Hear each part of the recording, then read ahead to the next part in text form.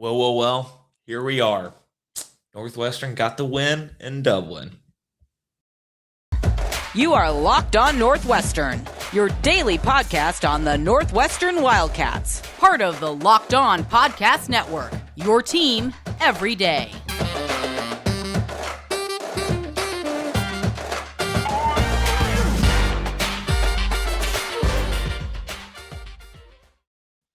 Welcome in. This is Locked On Northwestern, part of the Locked On Podcast Network, your team every day. I'm your host, Carter Bird, and we have a lot to talk about. But first, I want to thank you for making Locked On Northwestern your first listen every day. We are free and available wherever you get podcasts, Spotify, Apple Podcasts, wherever you can find us. But let's talk about it. Northwestern, week 0 in Dublin, Ireland against Nebraska. 31-28 win.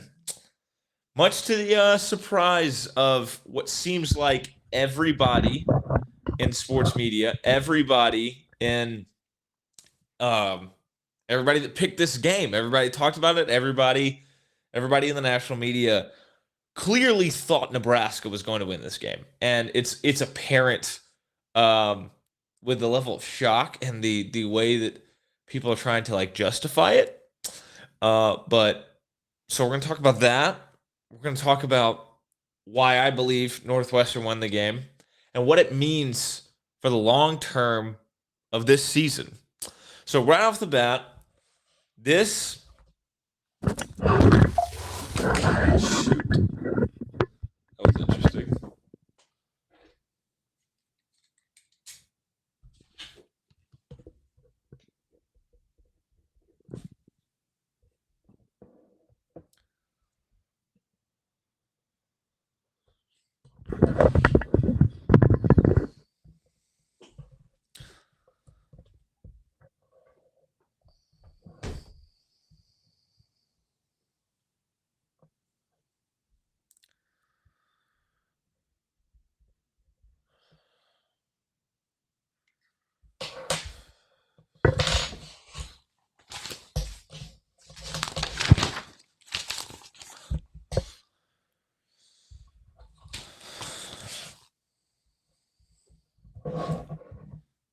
So right off the bat, Northwestern did something that nobody expected. Northwestern was really taken for granted in this game, and it really bothered me as the game approached, just because I felt it was disrespectful to a team that won the Big Ten West just 2 years ago, and a top 10 coach in Pat Fitzgerald, somebody who has done so much for this Northwestern program. I mean, has half the bowl wins, has been a part of most of the 10-win seasons in program history, and everybody just talked Nebraska. It was all about Scott Frost, about these transfers for Nebraska.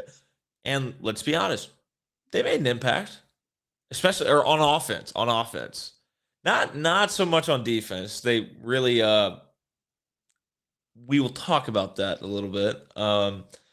But I mean, everybody picked Nebraska. Some people picked Nebraska to win by a ton. I mean, where I live, also new house, new setup. Where I live down here in Alabama, the local sports radio station in Birmingham, they had some guys that decided to just be really dumb and just make a bunch of assumptions and not do any research on the game on Saturday morning. And they just talked, well, Nebraska beat up on Northwestern last year by like 40 points. What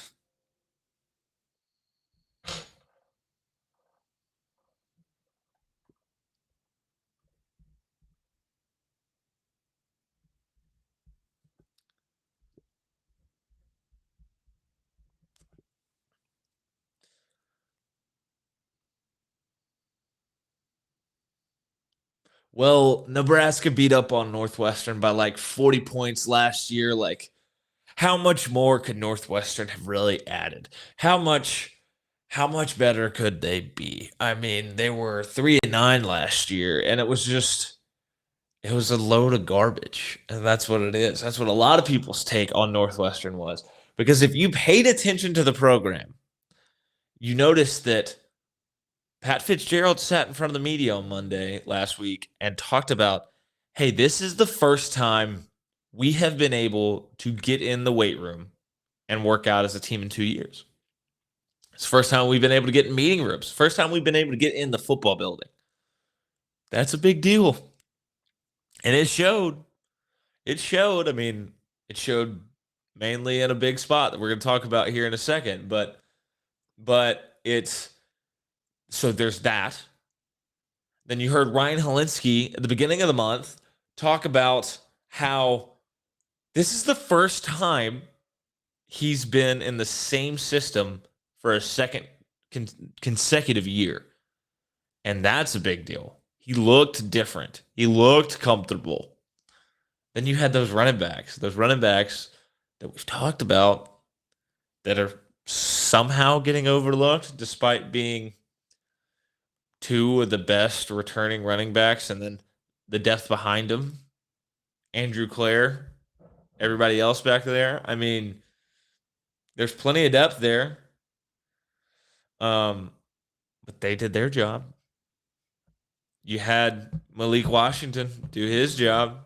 Looks like a guy who's clearly ready to step up in that number one role. But it's just been, it was a little lazy going into week 0. And I mean, I guess you can make the excuse for him. It's week 0 for everybody. Didn't look that way for Northwestern, especially not the offense. My goodness. But I mean, you had Sports Illustrated pick against Northwestern. You had Athlon pick against Northwestern. Fox Sports picked against Northwestern. I mean, I forget who was with Matt Leinart right before kickoff. Matt Leinart picked Nebraska by 17. And the guy standing next to him almost accidentally picked Northwestern and then made very sure to correct himself. He said, maybe not by as much, but I've got Northwestern by 9. And then he said, I mean Nebraska. It's going to be Nebraska. Kirk Herbstreit picked Nebraska to win the Big Ten West, which implies they were going to win that game. I mean, I just felt that Northwestern was disrespected. They felt disrespected coming off last year, and it showed. It definitely showed. They looked good. First drive was scary. Nebraska and Mark Whipple diced up that Northwestern defense down the field on the way to what looked like a fairly easy score. And at that point, I was like, oh no, this might go poorly. And they looked awesome early. Casey Thompson looked really good early. He really did. Trey Palmer looked like exactly the type of game breaker you wanted him not to you wanted to keep under wraps. You wanted to not let break the game. And they kind of did, but the turnovers were big. Turnovers were big in this game. And the decision by Scott Frost to kick an onside kick was certainly interesting. Helped a little bit swing the momentum of the game. But you really can't deny what we're going to talk about here in a second. And it's the real reason why Northwestern won this game. Are you one of those people who thinks it's okay to drive stoned? What's the worst that can happen? You end up driving below the speed limit? It's no big deal, right? Wrong. The truth is your reaction times slow way down when you're high. You not only put yourself in danger, but everyone around you. Talk about a buzzkill. Stop kidding yourself. It's not okay to drive high. If you've been using marijuana in any form, do not get behind the wheel. If you feel different, you drive different. Drive high, get a DUI. All right, so we've talked about this, how this game didn't go according to plan for the national media and how Northwestern was just disrespected. Well, I think the place where that showed the most, it was in the trenches, because coming into this game, frankly, I don't know why, and I talked about it last week. There was so much weird hype about Nebraska's front and Nebraska's ability to get to the passers and their edge rushers, and how it was the best front that Scott Frost has had. It's the best edge rushers Scott Frost has had. They were going to show it this year, and they were going to show it starting in this first game. I didn't see it. I didn't see it at all. Ryan Helinski didn't see it. That's for sure. I mean, he had all day to throw the football. I mean, he sat back there. He looked comfortable. Everything was on time. He didn't look like he felt pressured hardly at all in this game. Turns out, experience and production actually matters. And when you have the number one offensive tackle in the college football and all of college football, and going into this next NFL draft, he can neutralize the one threat that this Nebraska defense truly had. I mean, you can cite Stephon Wynn, from Alabama, who didn't do anything at Alabama. Don't kid yourself. Yeah, he's big. Yeah, he was a highly rated recruit. He didn't do anything at Alabama. Cite that all you want. O'Shawn Matthews did stuff at TCU. He did stuff at the Power 5 level. But he went up against two experienced tackles in Skoronski and Whitaker, and he didn't do anything. Like, not at all. And so Northwestern kind of dominated the trenches when they were on offense. Well, definitely dominated the trenches. Helinski had all day to throw. And Helinski, it helped. Helinski looked like an absolute beast. That's who everyone wanted Ryan Helinski to be when he got to South Carolina. That's who everybody wanted Ryan Helinski to be last year. Ryan Helinski can be a good quarterback. He's very highly rated coming out of high school. He's from a family of quarterbacks. I mean, he had a bad year last year. It was ugly. It was really, really bad. But he's in the system again. And the trenches are being won. And the trenches are being won undoubtedly. So as long as that keeps happening, you have to feel good. You have to feel good about where this offense is. On defense, the Northwestern trenches definitely won more than Nebraska's defensive trenches did. I mean, you can see on when Northwestern was on offense, they ran for 4.6 yards per carry. Nebraska only ran for 3.5, which it's not good. But that's a massive step forward for Northwestern. They only allowed 110 yards on the ground. Part of that is a little bit of change of philosophy for Nebraska, going to Mark Whipple's system that puts the ball in the air more. I don't know why, because their bread and butter has been that they run the ball the last few years. But they didn't really run the ball on Northwestern. And it's a Northwestern front that was near the bottom of FBS in yards per game allowed on the ground last year. So it was an interesting decision for Nebraska to decide to throw it as much as they did. Granted, you had Cam Mitchell go down in the game. You had A.J. Hampton go down in the game. The plan was to throw it early. You saw that. And maybe the plan became to throw it often after that because you wanted to test the Northwestern secondary. And look, Nebraska threw it pretty well. Casey Thompson looked unbelievable in the first half. He really did. I was really impressed. Got a little shakier in the second half. Maybe when the pressure of the moment really started setting in, started to struggle a little bit. Threw an interception to Cam Mitchell. Cam Mitchell made a heck of a play on it. And then you saw the interception at the end to seal the game. There's a 95-mile-an-hour fastball to his tight end running a crossing route 5 yards away, a little bit behind him, off the hands, and the game's over. Just like that. I mean, it's no. You saw this Nebraska team. You saw the way the Northwestern played it too. Pat Fitzgerald, credit to him, because I was certainly nervous about it, but he knew, hey, Scott Frost and Nebraska have not gone out there and won games really ever since at Nebraska. Given the chance, they find a way to lose games. What, they were 5-20, or I think they may have been worse than that. They're 3-20 or something in games they were losing at halftime, which they were here. So now it's even worse, 3-21. I think they were like 5-20 in one-score games. But the story of the game, I mean, Northwestern dominated the trenches and allowed guys like Evan Hull, 22 carries, 119 yards, and a touchdown. Also added 5 catches for 55 yards. You had Cam Porter have 94 yards rushing, had the fumble, but then you had Ryan Helinski look awesome. 27 of 38, 314, 2 touchdowns, no picks. Second year in the system, looked comfortable, on time, on target. I mean, couldn't ask for anything better. Really couldn't ask for anything better.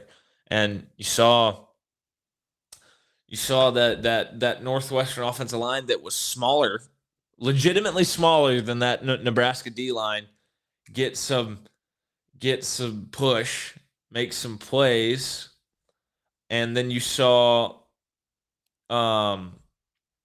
Nebraska's big old offensive line struggle to do the same against an offensive line that was, or a defensive line for Northwestern that wasn't nearly as big as Nebraska's. You saw probably my favorite thing that came out of this game, because of how much Scott Frost cited that his offensive line is puking 15 to 20 times a practice in fall camp leading up to the game, and just how it's a testament to how hard they're working. Kurt Anderson, the offensive line coach at Northwestern, after the game, he had maybe the best tweet I've seen. His tweet was, "And to think we only puked 4 times all camp." Yep. Hey, when you go out there and you win the trenches and you win the daggum game against a team that you're, depending on when you got it, a 10.5 to 13.5 point underdog, I mean, you'll take that every day. You'll take that every day. And I mean, they're getting all sorts of credit by people in the media now for the way that they played. And it was truly the way they finished too. The last drive, eating a ton of clock. Yeah, they didn't score. But they ate so much clock by just driving down the field slowly, running the football, started ripping off a few chunk plays, really just started to wear Nebraska down. And, I mean, you saw Jeff Schwartz tweet out, Northwestern's offensive line is the best unit on the field today. Mike Golick Jr. at ESPN, Northwestern's offensive line absolutely bullying Nebraska. I mean, it was great stuff.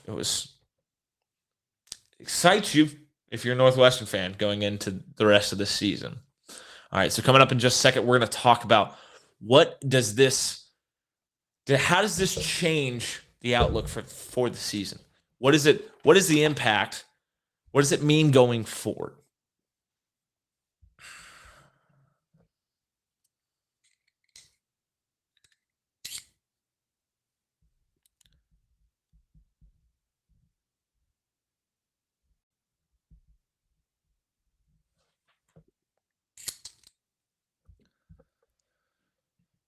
All right, so right off the bat, when you talk about after this big win, after the trenches were won, and Northwestern shocked everybody in the media by going out and beating Nebraska in Dublin, well, what does it mean for the season?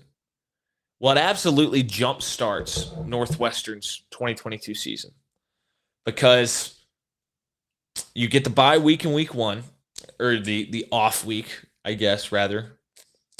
So you get to heal up a little bit. Cam Mitchell and AJ Hampton, a couple guys who got banged up. Maybe they can be back to 100% when Duke comes to town. You get that extra week to prepare for Duke.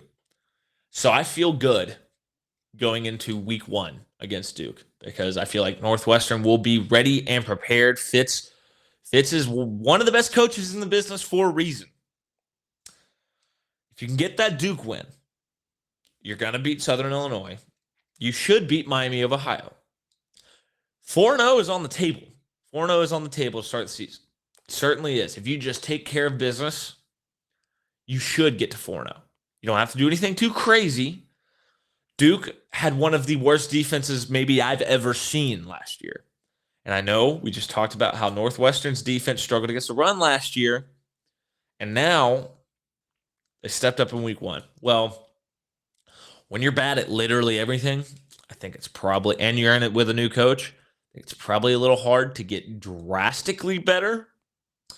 So we'll see. And if Northwestern's offensive line can do what they did against Nebraska, they can absolutely do that against Duke. And if Ryan Helinski can look like that against Nebraska, he can absolutely do that against Duke. And no reason to think the running backs can't do what they did. I mean, and I think the defense can do what they did. I mean, I think it can be a strong performance in this week one game, especially at home for Northwestern. Well, at that point, you're going to Penn State. You're going to Penn State in week 5. In that game, you'll know a lot about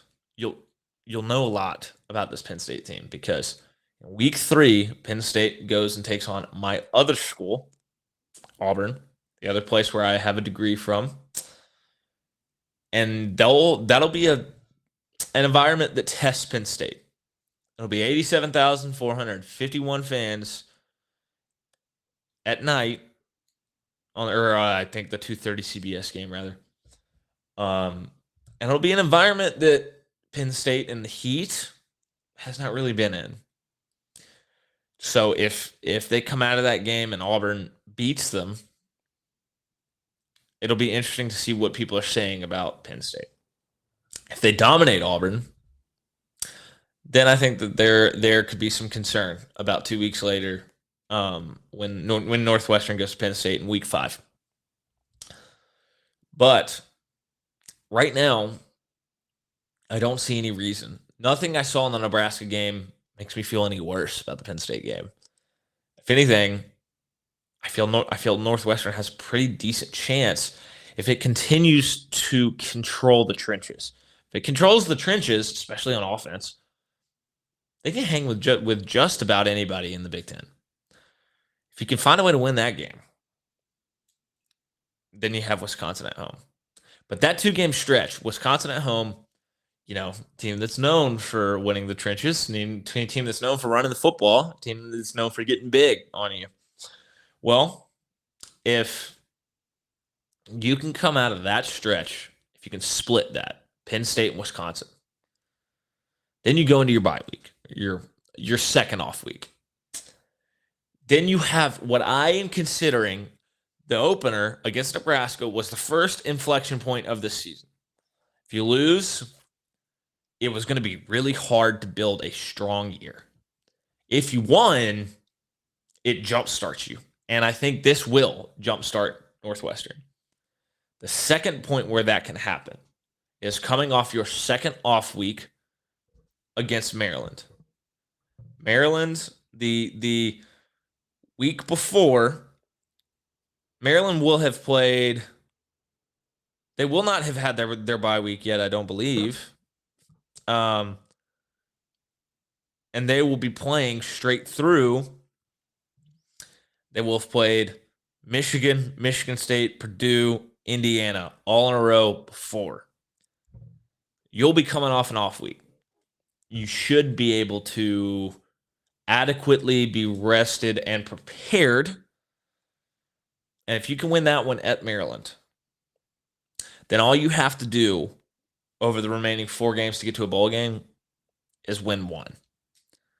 Then you follow that up with Purdue. And if you'd split the Penn State-Wisconsin game, you're in a bowl game right there. If you split one of those 2, you're in a bowl game by beating Maryland.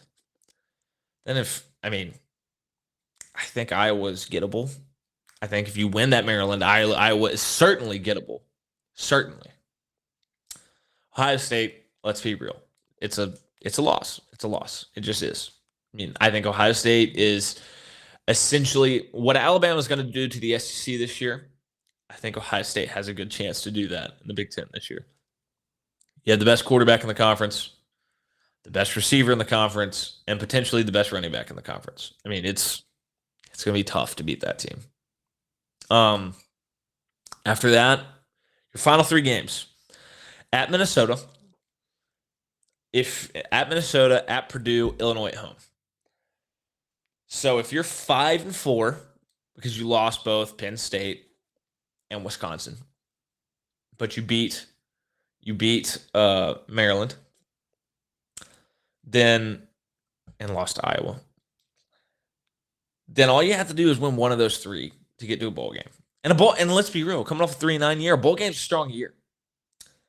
If you are 6-3, 7-2, well, 2-1 finishes an unbelievable year. Getting to, I think your 2-1 would be on the table. You'd have a little bit of momentum. 2-1 gives you an incredible bounce back year. A 5-game swing, going 8-4 off of 3-9.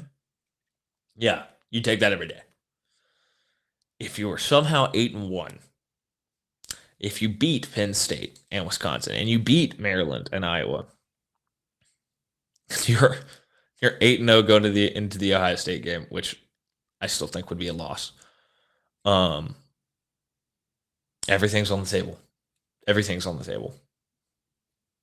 You could sweep.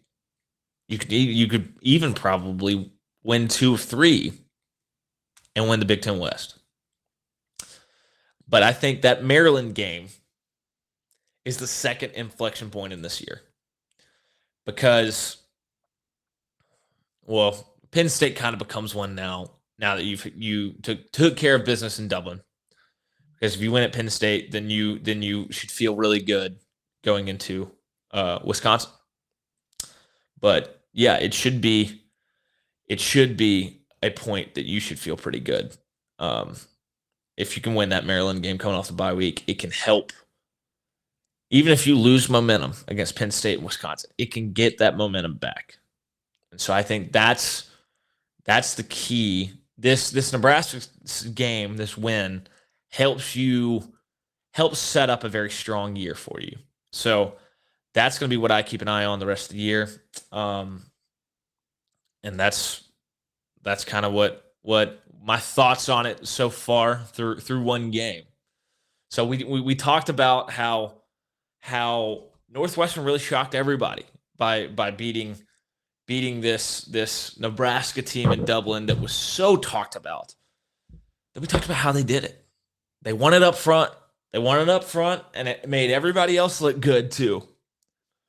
Then we talked about how this helps change this Northwestern season trajectory. I think you're going to start to see some people warm on Northwestern because they're better than you think. But we'll see how it all plays out. I want to thank you for making Locked On Northwestern your first listen for anything and everything Northwestern. You can find us wherever you get podcasts, Spotify, Apple Podcasts, wherever. And make sure you make Locked On Big Ten your second listen. Know what your team is up against across the Big Ten with Locked On Big Ten. Every day, host Nate Dickinson and the local experts of Locked On take you across the Big Ten in 30 minutes. Make Locked On Big Ten your second listen every day. Locked On Big Ten. I'm your host, Carter Bird. You can find me on Twitter at CarterBird13 and on Instagram at CarterBird13. And be sure to tune in the rest of this week because we're going to further break down this Nebraska game. Then we might start looking a little bit at Duke and seeing what that matchup might look like, who Duke plays in this week one. I mean, all that good stuff coming up later this week.